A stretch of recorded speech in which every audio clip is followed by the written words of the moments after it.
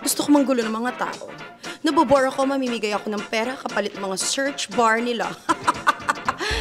Let's go, manggulo tayo ng buhay. Sir Erwin, gusto ba manalo ng 100 million pesos? Sure.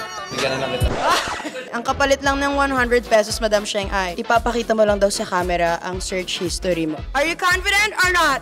Yes. So to the cap. Pag naka-private browsing. Ay, ready siya. Ibabalik ko na lang sa yung 100 pesos. Patingin nga kami ng Google search. Where to park at Landmark. Parang mabibigyan ko pa to ng pang-parking. Thank you, Miss Sheng. Thank you. Okay, puntahan natin yung mga nagtatago dito. Hoy! Hoy! Hoy! Unahin nyo tong si Bert. Babalik nyo kapag di nyo ginawa. Ikaw muna huwag ka mag-clear-clear dyan. Ayaw ka na! Ay, pati! Patingin niya! Yung magkatao ko! Patingin niya! Dali na! Best ko! Ayaw ko!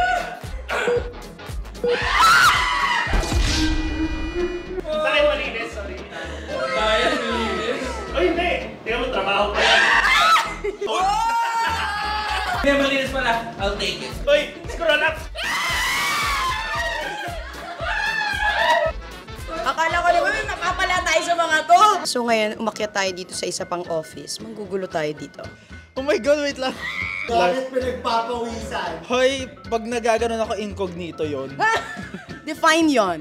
Ay! Ipakita na. Eto na. Oh.